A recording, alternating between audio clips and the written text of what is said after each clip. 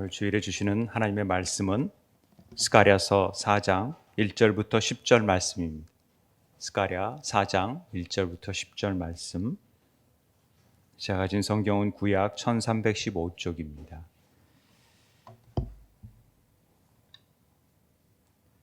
스가랴서 4장 1절부터 10절 말씀을 교독하여 봉독하도록 하겠습니다. 제가 먼저 읽겠습니다. 내게 말하던 천사가 다시 와서 나를 깨우니 마치 자는 사람이 잠에서 깨어난 것 같더라.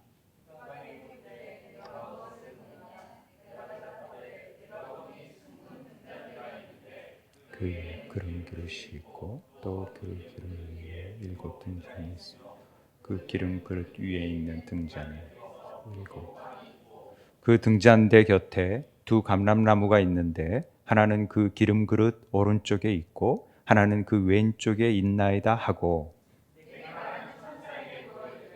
내 주여 이것들이 무엇입니까 하니 내게 말하는 천사가 대답하여 이르되 내가 이것들이 무엇인지 알지 못하느냐 하므로 내가 대답하여 내 주여 내가 알지 못하나이다 하니,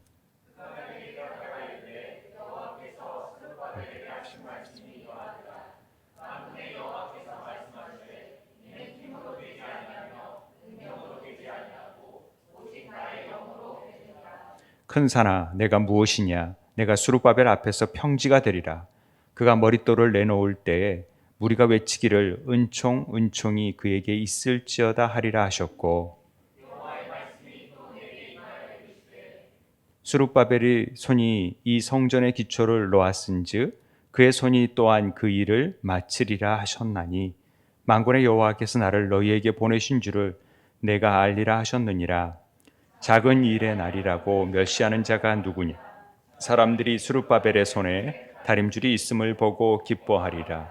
이 7은 온 세상에 두루 다니는 여호와의 눈이라 하니라. 아멘. 오늘은 우리 스가랴서의 말씀을 통해서 하나님이 주시는 음성에 귀를 기울이게 되기를 바랍니다. 스가랴서는 학개와 같은 시기에 활동을 했던 선지자입니다. 학개가 언제 활동을 했는지, 스가랴가 언제 활동을 했는지 연도를 얘기하자면 복잡하니까 쉽게 말해서 이스라엘이 바벨론에게 멸망을 하고 멸망하기 전에 포로로 잡혀가서 70년 만에 다시 이스라엘 백성이 예루살렘으로 돌아오게 되죠.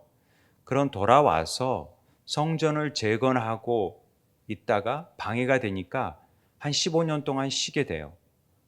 그 즈음에 하나님께서 이 학개와 스가랴를 통하여서 다시금 성전을 재건하라고 말씀하시면서 활동했던 선지자 중에 하나입니다. 그 스가랴라는 뜻은 우리가 잘 알듯이 제카르야라는 뜻입니다. 이제 히브리어로 보면은 이 자카르라는 말은 우리가 많이 들어서 알지요. 기억하다, 자카르 그랬죠. 그다음에 야흐, 여호와께서 기억하셨다라는 이름의 뜻을 가지고 있습니다. 하나님이 늘 우리의 삶을 기억하신다라는 것입니다. 이 스가랴를 통하여서 하나님은 우리를 기억하시고 또 말씀하시는 분이신 것을 오늘 깨닫는 은혜가 있게 되길 바랍니다.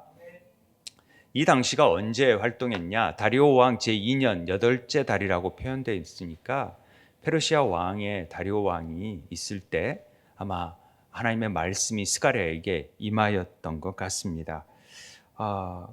바벨론 포로에서 이스라엘 사람들이 돌아왔습니다.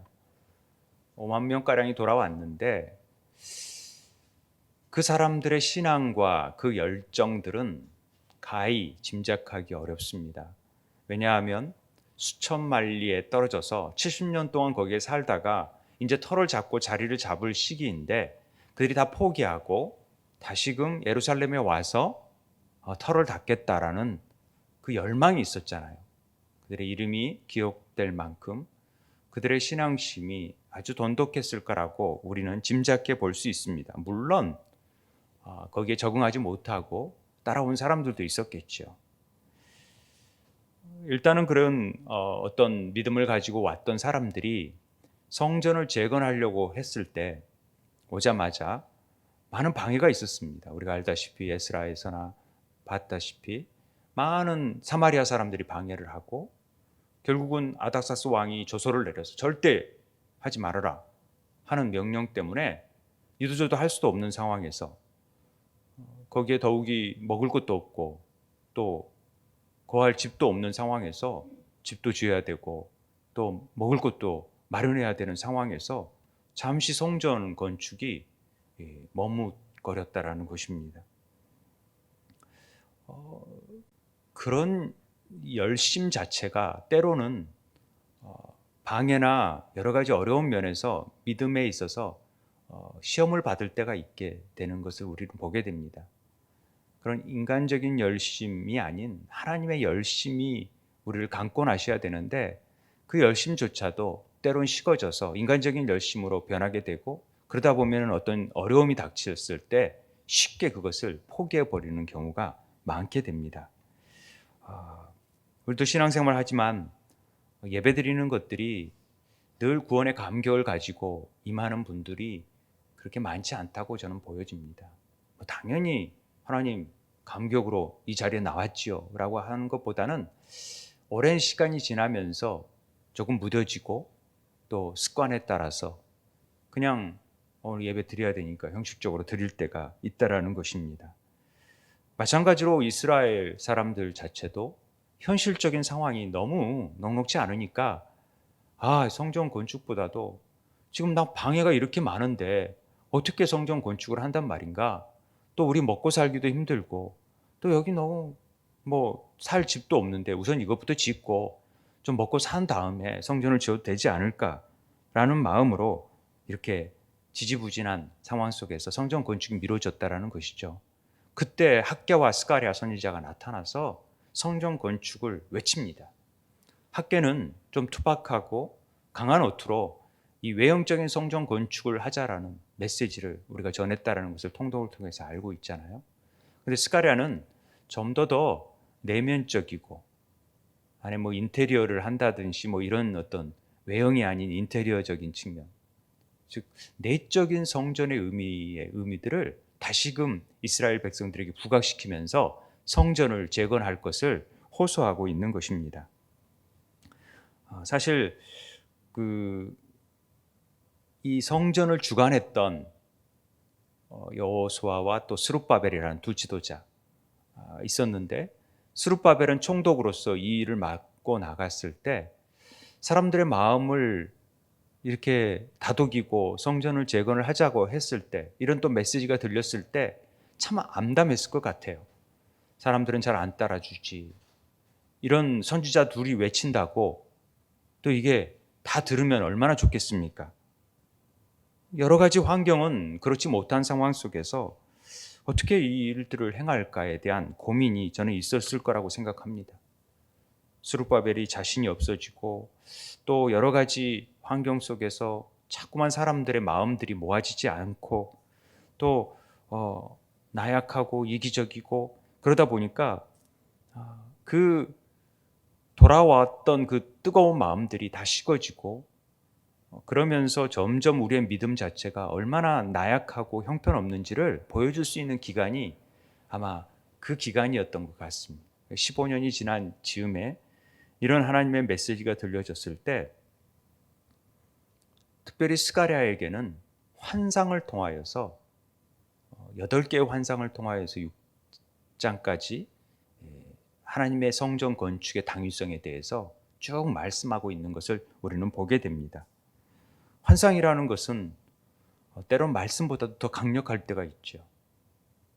확 들어오니까, 보여지니까. 현실을 넘어서는, 현실은 전혀 볼 것 없는데 현실을 뛰어넘는 하나님의 환상을 보면서 어떤 일들을 행해야 되는지를 더 분명하게 메시지를 발견할 수 있는 것이죠. 그래서 이 8가지의 환상을 통하여 그리스도께서 분명한 일을 행하심을 이 초라한 성전을 통해서도 하나님은 온 세상에 미칠 놀라운 일들, 이스라엘의 구원 역사를 이루어 가신다라는 것을 말씀하고 있는 것입니다. 하나님이 성전을 재건하라는 것은 이스라엘을 성전으로 불러 모으기 위한 것이 아님을 우리는 잘 압니다. 하나님은 이 성전에 갇혀 계신 분이 아니시고 이 성전을 통하여서 온 세계에 미칠 하나님의 놀라운 복음의 소식을 예비하고 준비하고 계셨다라는 것을 우리는 스가랴서를 통하여서 살펴볼 수 있습니다. 성전이 하나의 근원지가 되는 것이죠. 오늘 이 말씀을 대하면서 우리가 설립 9주년을 앞두고, 다음 주가 설립 9주년인데 앞두고 하나님께서 마치 우리 공동체, 특별히 저에게 주시는 말씀으로 받게 됩니다. 특별히 우리가 성전을 세운다라는 의미는 건물을 세운다라는 개념이 아니라 한 사람 한 사람의 성령의 전으로 올곧게 세워져 가는 일인데, 그것이 다음 세대를 세우는 일로 연결된다는 사실을 우리는 분명히 알고 있습니다. 그런데 그것이 현실적인 어려움들이 있고 또 여러 가지 여건이 여의치 않는 상황 속에서 우리가 이 비전을 어떻게 이룰 것인가가 오늘 스가랴를 통하여서 다시금 말씀해 주시는 하나님의 음성이라고 저는 확신하게 되었습니다.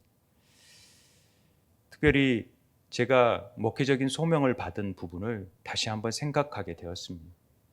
하나님께서 너는 성전을 건축하는 자로 세울 것이라는 어떤 소명 안에서 제가 목회를 시작하게 되었고, 그것이 교회를 세우라는 얘기인지 아니면 우리의 성령의 전이 된 한 사람 한 사람 개개인을 잘 세우라는 것인지, 잘 목회를 하면서도 이게 어떤 의미를 갖는 것인지를 계속 업그레이드하고 있는 중인데, 우리가 다음 세대를 세우는 일들은 이게 하나님의 성전을 세우는 일과 다를 바 없다라는 것을 분명하게 깨닫게 되었습니다. 그래서 오늘 우리가 이런 스가랴의 권면과 환상이 우리를 향해 보여주시는 하나님의 환상처럼 여겨졌으면 좋겠습니다. 그리고 그 성전을 재건을 향한 우리의 마음, 다음 세대를 세우는 우리의 마음들이 다시금 하나님이 주시는 힘으로 우리가 새롭게 결단하는 은혜가 있었으면 좋겠습니다. 오늘 말씀은 스가랴의 8가지 환상 중에서 5번째 환상에 해당이 됩니다. 그 환상은 특별히 순금 등대와 두 감람나무의 환상이라는 환상입니다. 여러 환상이 있지만 오늘 1절을 보면은요, 내게 말하던 천사가 다시 와서 나를 깨웠다라는 것입니다. 마치 자는 사람이 잠에서 깨어난 것 같았다. 그런데 이 깨어났다라는 히브리어 말이 우루인데, 우루라는 말은 깨어났다라는 표현도 되지만 각성하다, 뭔가 새롭게 알았다라는 말도 되어지는 것입니다. 그동안 내가 보고 알고 있던 것들이 마치 잠자는 것처럼 여겨졌다. 그런데 어느 날 천사를 통하여서 말씀이 임하니까 이게 확실히 각성되고 깨달아지는 부분이 있었다라는 측면으로 우리가 좀 받아들였으면 좋겠습니다.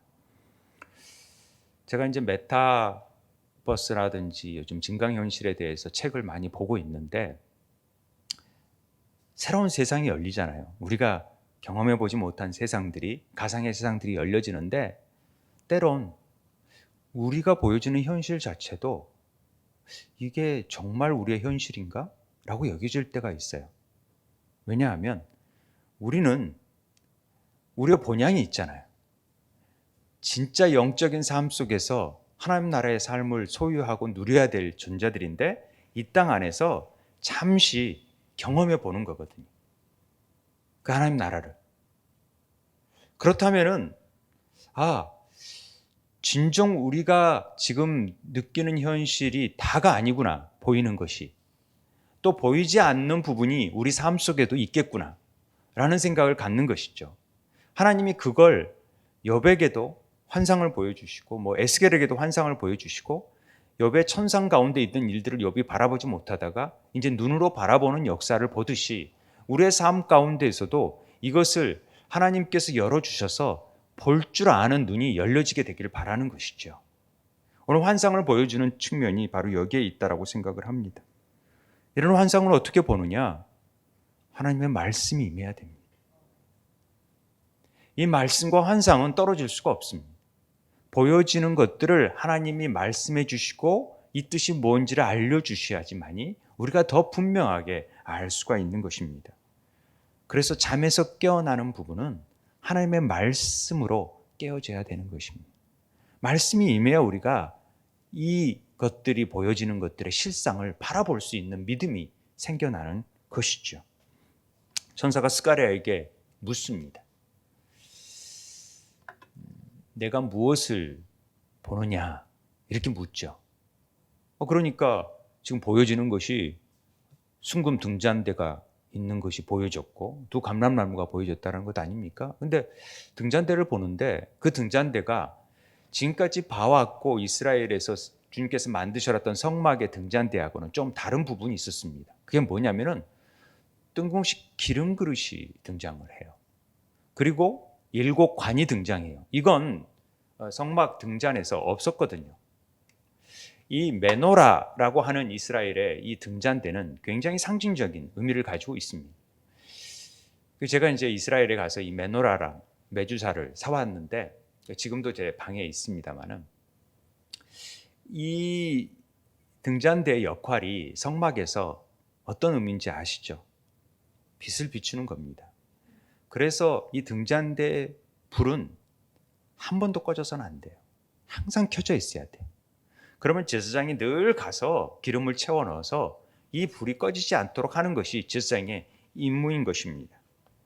그러니까 이 빛은 항상 성령의 조명이 우리 삶 속에서 비춰져야 하나님의 떡상의 말씀이 깨달아지고 그것들을 기도를 통하여서 분명히 아는, 그래서 성소 안에서 이런 분향단의 떡상과 분향단을 비추고 있다는 사실을 우리는 성막을 통해서도 배웠던 적이 있습니다. 그래서 항상 이 불이 밝히 빛나야 됩니다. 그리고 이 7등잔은 우리가 계시록에서 봤듯이 어떤 의미를 주느냐, 7별 7등잔은 7교회, 7촛대가 7교회고, 그래서 어떤 의미를 주냐면은 바로 예수 그리스도를 상징하는 큰 의미로 우리가 7 촛대를 얘기하고 있습니다. 교회가 그렇죠. 그러니까 하나님의 교회를 가능하게 하는 하나님의 영이 지금 7빛으로 비추어지고 있는 모양을 나타내고 있는 것입니다. 그래서 이 등대 역시 예수 그리스도를 상징하지요. 그래서 성령의 조명으로 보아도 좋지만은 그걸 통하여서 무엇이 비추어지냐면은 12제자들 말씀을 받아지는 교회가 탄생이 되는 거죠. 오순절 날에. 그러니까 하나님의 빛을 통하여서. 그래서 나는 세상의 빛이다. 이런 참 빛이다라는 얘기를 요한복음을 통해서 말씀하고 있는 것입니다. 마태복음에서 나는 세상의 빛이니 나를 따르는 자는 어둠에 다니지 아니하고 생명의 빛을 얻으리라고 요한복음에서, 요한일서에서도 얘기하고 계속해서 나는 세상의 빛이다라는 얘기를 하십니다. 우리는 그 빛에 연합된 자로서, 빛에 연합된 자로서 그리스도께 속한 자들입니다. 그러니 우리들도 그리스도의 빛을 받았다면은 우리도 세상에 비추는 빛과 소금의 역할을 감당해야 되는 것이 우리의 사명이라는 것을 우리에게 알려줍니다. 그래서 이 등잔대 빛이 등장하는 것을 우리는 짐작해 볼 수 있습니다. 이 등잔대 빛이 이렇게 비추어져 있구나. 그래서 그 일을 행해야 되겠구나. 교회는 그 그리스도의 이름을 통하여서 행해져야 되겠구나. 이런 걸 우리는 깨달아 갈 수 있습니다. 그런데 또 3절에 보니까 두 감람나무가 등장을 하죠. 하나는 기름 그릇 오른쪽에 있고 하나는 왼쪽에 있다. 이 감람나무는 올리브 나무라고 제가 얘기했습니다. 엄밀하게 의미에서는 조금 차이가 있는 부분이라고 얘기를 했는데 이 자이트라는 감람나무는 굉장히 중요하죠. 그래서 기름을 만드는 나무고 치료제로 또 쓰이고 여러 가지 용도로 쓰이는데 이게 계속 흘러서 지금 등잔대에 기름을 대주는 겁니다. 자동화 시스템이죠. 열매가 맺으면 그것들이 떨어져 가지고 그릇으로 연결돼 가지고 그것들이 등잔대로 다 이렇게 되는, 일일이 제사장이 하지 않아도 되어진다라는 것을 보여줍니다. 좀 자동화 시스템으로 되어지는 것이죠. 우리가 이게 그림을 한번 제가 인터넷 찾아보니까 이렇게 되어 있대요. 감람나무에서 7개의 관들이 다 연결돼 가지고 이렇게 기름 그릇이 안에 모여지고 그 기름이 모여져서 다시 등잔대로 다 퍼져나가는 것을 볼 수 있습니다. 좀 이해가 되세요? 이 그림이? 이 그림을 보시면 좀 이해가 될 것 같아 가지고 제가 이 그림을 찾아서 올려봤는데, 이 기름은 지속적으로 빛을 발해야 되고 끊임없이 비춰줘야 됩니다. 무한 공급의 원칙을 상징하는 것이 이 감람나무를 상징하는 뜻입니다. 하나님의 교회의 등불, 하나님의 교회에 비춰지는 빛은 사람의 기름을 채우는 게 아니라, 사람이 직접 이렇게 인위적으로 채우는 게 아니라 하나님께서 이 감람나무라는 것을 통하여서 끊임없이 부어주시고 있다라는 것을 얘기하는 것입니다. 감람나무가 뭐예요? 어찌 보면은 이제 뒷부분에 나오지만은 예수 그리스도라는 거죠. 물론 스룹바벨과 또 여호수아 같은 두 사람을 지칭할 수 있지만은 궁극적으로는 예수 그리스도에 의해서, 성령에 의해서 계속해서 그 기름이 채워져 간다라는 것을 지금 말씀하고 있는 부분입니다. 이단들은 이걸 가지고 내가 감람나무다, 내가 메시아다라는 얘기를 함으로써 얼토당토 않는 얘기를 하고 있는 것이죠. 결과적으로 이제 4절에 보니까 내게 말하는 천사에게 물어보는 거죠. 스가랴가, 내 주여, 이것들이 무엇입니까? 왜 이걸 저한테 보여주십니까? 그러니까 천사가 대답하되, 이것들이 뭔지 알지 못하느냐? 너 이것도 몰라? 자식, 그렇게 가르쳐줬는데 이것도 몰라? 이런 차원이 아니라, 그래, 모르는 게 당연한 것 같아. 너 모르지, 잘. 예, 전 몰라요. 그러니까 알려주세요. 그러니까 이런 의미가 포함되어 있습니다. 환상을 보여준다고 다 우리가 그 환상을 이해하는 건 아닙니다. 우리 수준에서. 깨우쳐 주시고 또 물어봐야 돼요. 성경을 볼 때 저는 이렇게 궁금한 내용이 있으면 사실 물어보죠. 하나님, 이게 뭔 뜻인가요? 그러면 하나님께서 이건 무슨 뜻이다 가르쳐주면 얼마나 좋습니까? 그런데 잘 안 가르쳐주시는 것 같아요. 그런데 성경을 보다가 보면 이 뜻이 이 뜻이었구나. 어떤 책을 보다 보면은 이 뜻이 이 뜻이었구나. 이렇게 가르쳐주실 때가 많아요. 그러니까 물어보는 게, 의문을 갖는 게 굉장히 중요합니다. 물어봐야 돼요. 창피하면 안 돼요. 우리는 질문하면 굉장히 창피하게 여기는데 질문해야 돼요. 사소한 거라도 질문할 줄 알아야 돼요. 하나님, 화장실 가세요? 이건 신학적으로 굉장히 중요한 문제입니다.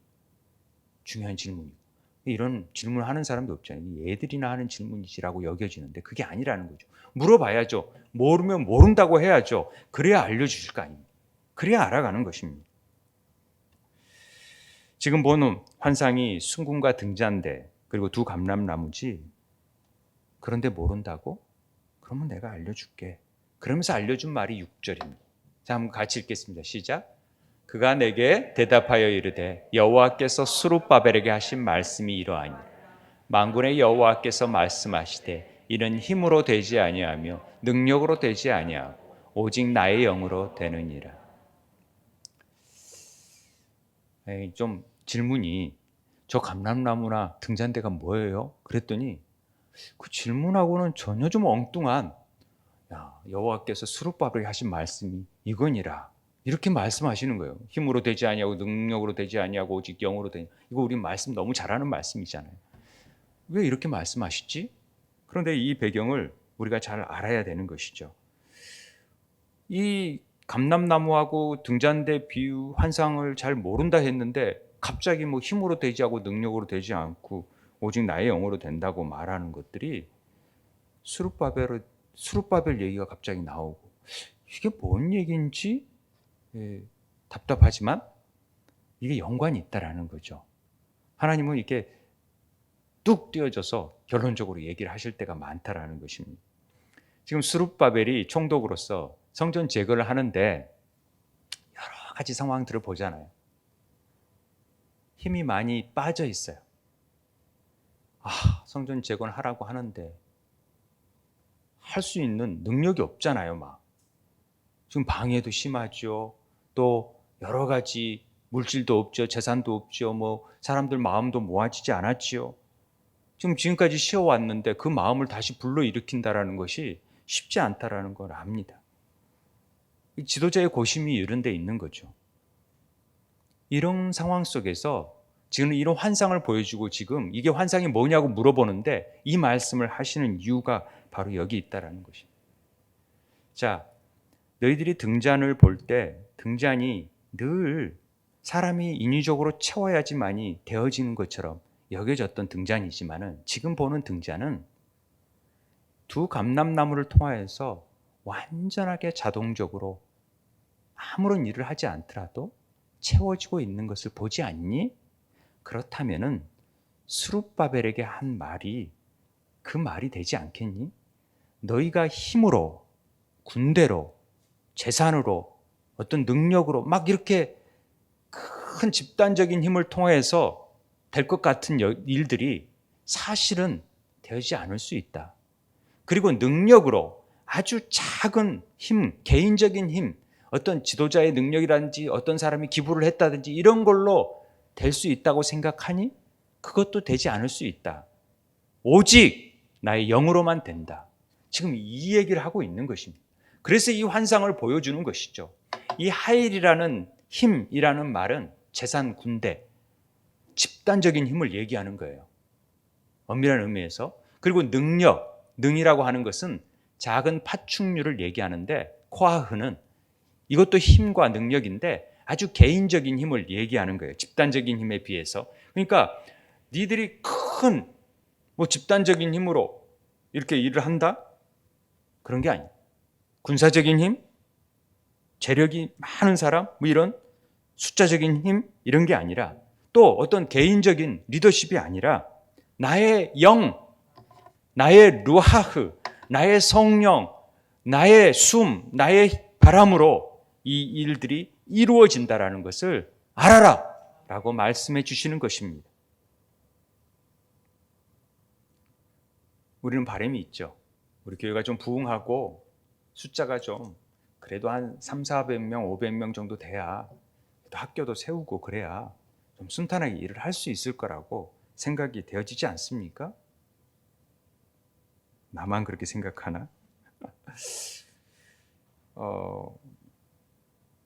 또 좀 재력가들도 오고 좀 능력 있는 사람들도 좀 와가지고 사업가들도 와가지고 또 막 헌금도 많이 하고 그래야 좀 일들을 할 수 있을 거라고.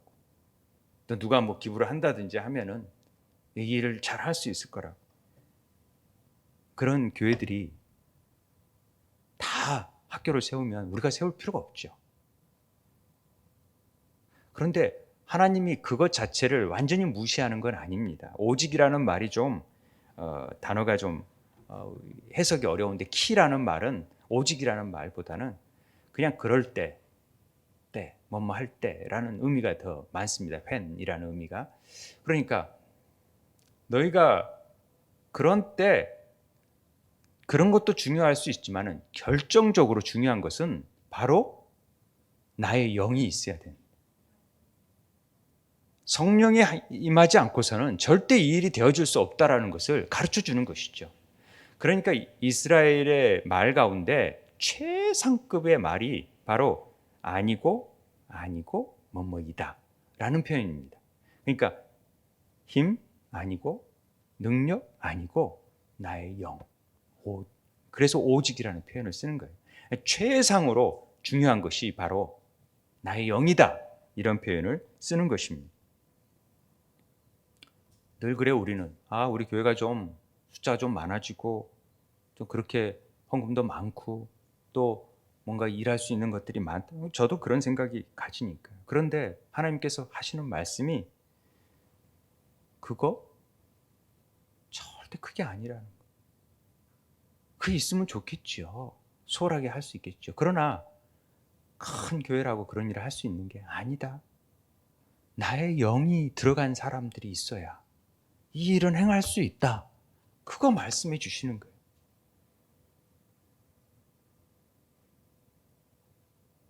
길가에 세워진 막 흐느적거리는 이 뭐 표시판들이 있더라고요. 막 이렇게 바람을 넣어야지만 그게 들어가지 않으면 완전히 이게 아무런 모습이 없잖아요. 바람이 들어가야지만이 이게 뭐 오라는 듯이 뭐 표현이 나타나듯이 그래야 된다라는 거죠.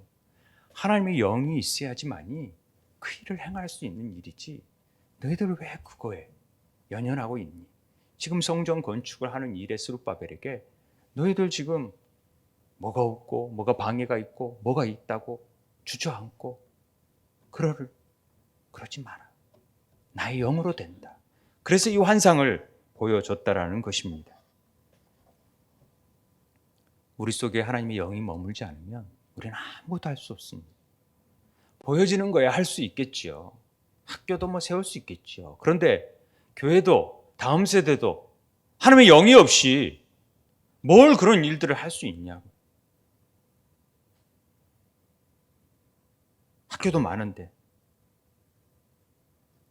하나님이 원하시는 것은 진정으로 하나님의 뜻을 원하고 하나님 뜻대로 행할 수 있는 그런 자들을 통하여서 하나님의 학교와 하나님의 뜻을 세우고 싶은 마음이 있다라는 것을 우리는 깨닫게 되는 것입니다.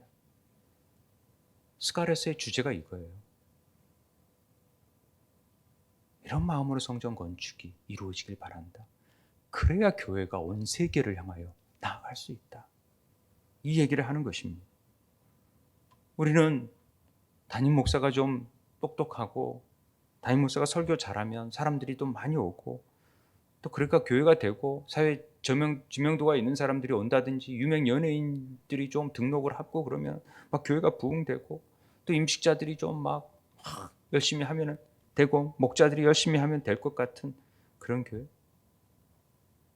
물론 그게 필요하죠. 그런데 정말 중요한 건 하나님의 영이 없으면 아무 일도 할 수가 없다. 이거 우리에게 가르쳐 주시는 것입니다. 머릿수, 재산, 아니 담임 목사의 능력, 전적으로 성령에 의해서만 이 일을 할 수 있다. 그러니 환경을 탓하지 말고 뭐가 없다고 탓하지 말고 있어도 없어도 그게 중요한 게 아니라 하나님의 영에 사로잡힌 자들이 있느냐. 나의 일은 그 영으로 하기 때문에. 그렇다면 어떻게 해야 되나? 기도할 수밖에 없죠. 하나님, 주님의 영을 통하여 우리를 도와주지 않으면 우리가 아무것도 할 수 없습니다라고 기도하는 일이 제일 중요한 일이라는 것입니다.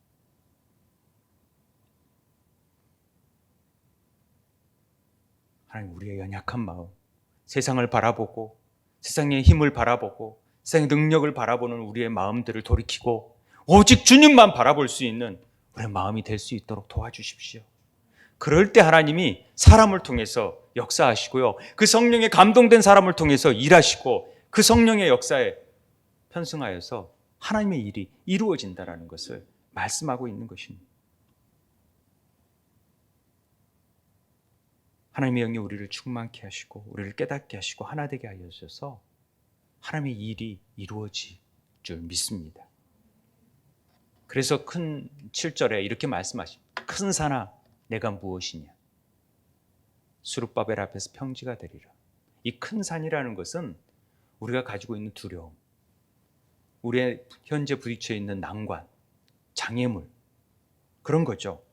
절망감. 우리 못할 것 같아 라는 그런 좌절감, 이런 것들이 큰 산으로 등장하는 거예요. 그런데 스룹바벨 앞에서 이것들은 다 평지가 될 것이다 말씀하는 것입니다. 이런 난관이 생기면 이게 좀 돈이 있으면 될 텐데, 사람들이 있으면 될 텐데, 또 어떤 큰 힘이 있으면 내게 될 텐데, 이렇게 생각하지 말라는 것이죠. 하나님의 영이 하나님의 모든 일들을 주관하고 계시는 하나님께서 이 일을 행하시면은 그 큰 산도 평지가 되어지고 그 큰 산도 겨자씨만한 믿음이 있으면 던지어 바다에 던지을 수 있다라는 것을 우리에게 말씀해 주시는 것입니다.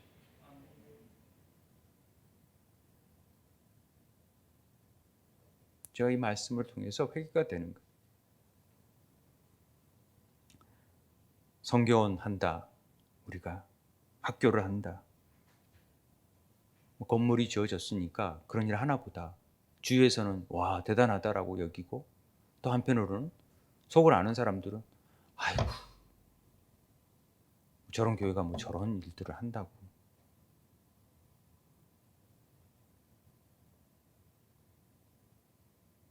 좋게 봐주면 너무 감사하고 또 걱정해주면 더 감사하죠. 그런데 저는 두려움은 없어요. 왜냐하면 하나님이 하실 것입니다. 이 일들이 하나님이 작정하시고 계획하시면 반드시 이루실 분이시니까. 스룹바벨이 머릿돌을 내놓을 때 그가 스룹바벨이라고 생각하지요. 그런데 스룹바벨이 아닙니다. 문맥상으로는 스룹바벨이 머릿돌을 내놓을 때 이게 성전 건축에 들을 내놓을 때 우리들은 행할 수 있는 일이 뭐냐면 우리가 이 건물이 세워질 때 머릿돌을 세워질 때 정말 할 수 있는 것들은 뭐냐면 하나님이 다 하셨어요. 하나님의 은혜예요. 하나님의 은총 아닙니까? 라고 할 수밖에 없다라는 것이죠. 우리 원하는 학교, 다음 세대를 세우는 일도 반드시 그렇게 될 것입니다. 하나님이 머릿돌을 내놓으실 것입니다. 저는 이것을 믿습니다. 사실 마음이 포기하고 싶은 마음이 한두 번이 아니에요. 이걸 해서 제가 부귀영화를 누리려고 하는 것도 아니고 뭐 제가 세컨 잡을 잡으려고 하는 것도 아니고 학부모들 대할 때마다 그 자녀들에 대한 기대가 얼마나 큽니까? 얼마나 사랑스럽고 얼마나 많은 요구가 있어요? 다 자기 자녀들 잘 키우고 싶죠. 학교도 안 보내고 이 학교로 보내는데 얼마나 많은 요구가 있겠어요? 결단을 해서 이 학교를 보낸다는데 거기에 대한 부담감이 제가 없겠습니까? 최고의 학교로 만들고 싶은 마음이 없겠습니까? 그럴수록 저는 부담이 돼요. 그런데 이건 내가 하는 일이 아니라는 것이죠. 누가 한다고요? 하나님의 영이 하신다라는 거죠. 내가 하면 못해요. 이 일을 절대로 나는. 하나님이 그냥 이거 하라, 서 있으라 그러면 서 있는 거예요. 이쪽으로 가라 그러면 가 있는 거예요. 이쪽에다 자를 대라 그러면 여기다 다림줄을 딱 대는 거예요. 더 올바르게 하나님 뜻에 맞게끔 뭐가 하나님의 뜻에 어긋나는 것들이 없는가 보고 아 이거 아니다. 이거 아니다 라고 자림줄을 대고 서 있을 뿐이라는 것이죠. 내가 직면하고 있는 일들이 참 고통스럽고 힘들더라도 그 고통 너머에 계신 더 큰 존재, 그 고통을 통해서 하나님의 그 기뻐하신 일들을 행하실 일들을 바라보는 마음 자세를 통하여서 하나님이 행하신 것을 믿기 때문에 저는 두려움을 내려놓습니다. 그리고 그냥 순종하는 것입니다. 그 뒷일은 전 몰라요. 하나님이 하신 일이죠. 제가 하나님을 믿음 안으로 성령 안에서 우리 모두가 다 기도함으로 이 하나님의 영을 성령의 인도하심을 깊이 있게 따르고 순종함으로 나아갈 뿐입니다. 주님이 머릿돌이 되시는 거예요. 그래서 이 머릿돌은 로사 에벤이라는 말은 정상, 머리에 가장 위에 있는 머리, 교회의 머리 되시는 분이 우리 예수 그리스도시잖아요. 그러니까 야곱의 돌베개, 우리가 다니엘의 뜨인 돌, 예수님의 모퉁이 돌, 산돌 이런 말들이 다 예수님과 연관되어 있죠. 이게 변하지 않는 하나님의 신성을 돌로 표현한 것입니다. 다니엘의 5 우리 돌도 그랬잖아요. 이 성전 건축의 머릿돌이 누구시냐? 이 최후의 이 마지막 점을 찍는 분이 누구시냐? 바로 바로 예수 그리스도가 처음부터 끝까지 이 일을 이루신다라는 것을 우리에게 보여줍니다. 그럴 때 우리는 은총밖에 외칠 것이 없다라는 것을 말하는 것입니다. 은총이라는 말이 hen이라는 말이잖아요.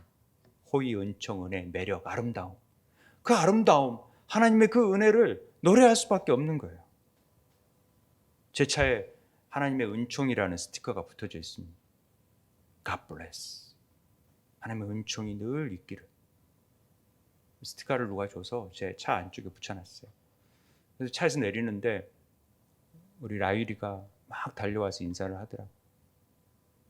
그러면서 그걸 스티커를 보더니 목사님 이거 은총이 형 차예요? 아니야. 다 하나님 거야. 하나님만이 이 은총을 베풀 수 있어. 그러니까 목사님이 타고 다니는 거야. 이제 그런 얘기를 했습니다마는 이 은총은 하나님만이 줄 수 있습니다. 하나님만이 영광 받을 수 있는 거고 하나님만이 우리에게 주어지는 것이 바로 은총 hen이라는 것입니다. 성전을 재건할 때 수룹바벨은요 잊혀져요. 그가 이름이 드러나지 않습니다. 스가랴요? 여호수아요? 대제사장? 나타나지 않습니다. 스가랴도 외쳤을 뿐, 보여줬을 뿐 그가 이름이 드러나지 않습니다. 오직 드러나는 분은 그 아름다움은 예수 그리스도만이 드러나게 될 것입니다. 그 즐거움에 은총만이 남게 되는 것입니다. 그날에 하나님이 우리 예수 그리스도를 통해서 은혜로 우리를 인도해 가십니다. 우리가 교회 생활을 하고 있습니다. 믿음 생활을 하고 있는데 우리의 눈에 보이는 것은 사실 사람이잖아요. 담임 목사가 보이고 또 목자들이 보이고 교사들이 보이고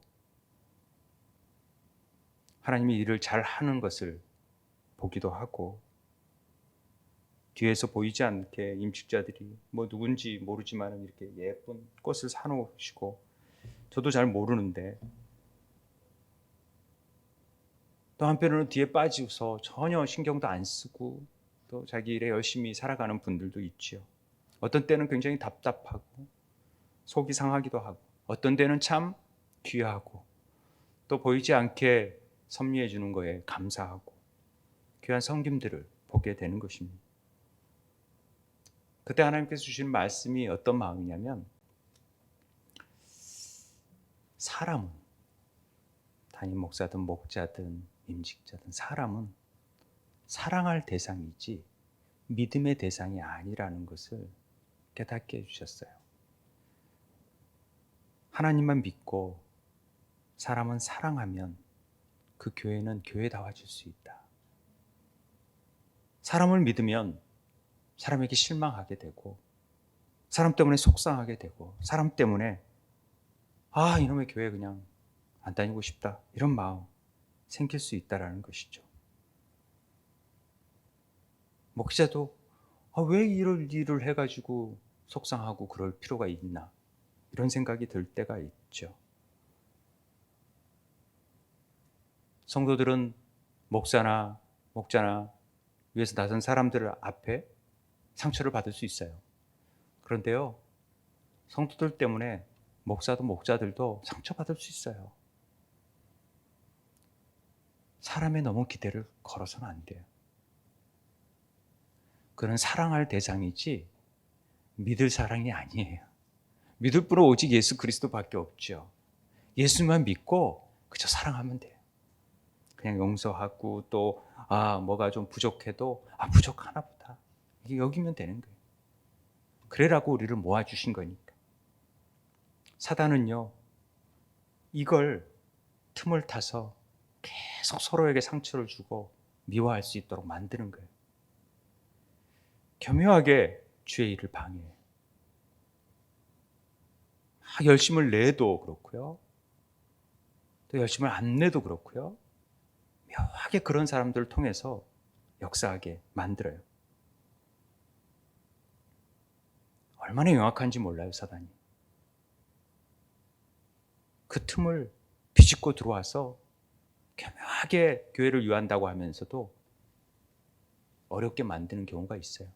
그걸 우리가 영적으로 잘 분별해서 더 감싸주고 더 사랑하고, 그리고 하나님의 일을 우리가 행하는 것이 아니라 하나님이 영이 행하신다라는 사실 앞에 우리가 한 마음이 돼야 된다라는 것입니다.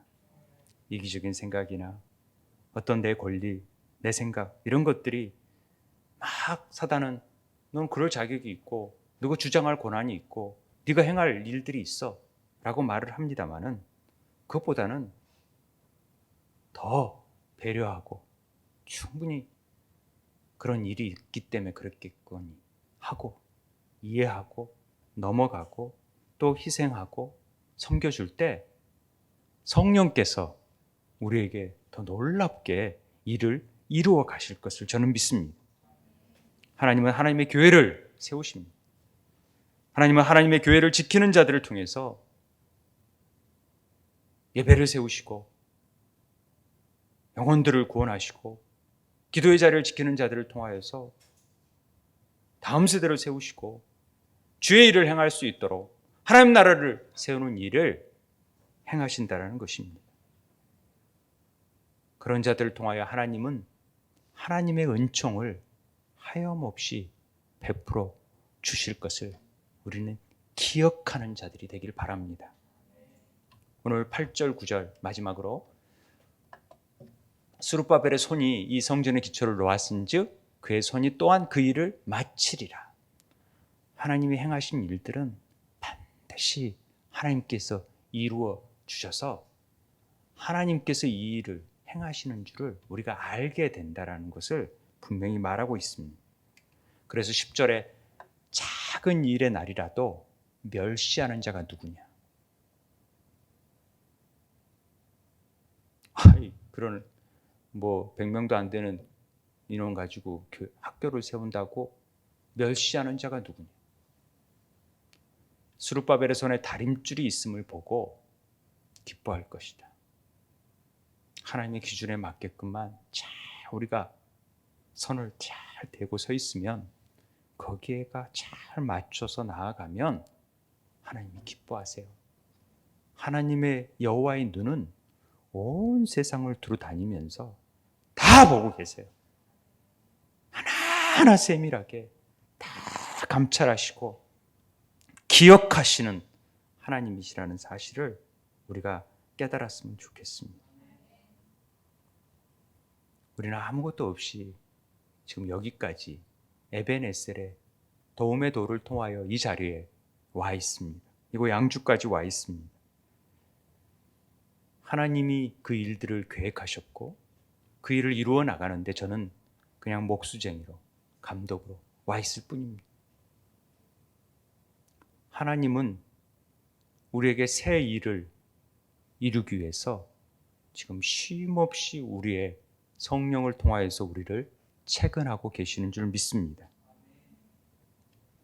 우린 힘이 없고 능력이 없지만 성령님이 함께 하신다라는 사실을 우리가 믿음으로 고백하고, 그래서 영혼 구원과 다음 세대를 세우는 사역에 힘있게 나아가는 존재들이 되기를 바랍니다. 빌립보서 1장 6절에 너희 안에서 착한 일을 시작하신 이가 그리스도 예수의 날까지 이루실 줄을 우리는 확신하노라. 여러분들이 이 사실을 기억하시면서 다시 한번 오늘 우리가 스가랴가 받은 환상 가운데로 걸어 들어가셔서 이 말씀, 우리 삶의 하나님으로 인하여 눈이 한번 띄어져서 하나님이 무엇을 우리에게 말씀해 주시는지를 깊이 깨닫는 은혜가 우리 세움 지체들에게 넘치게 되기를 바랍니다. 우리 함께 기도하겠습니다. 하나님,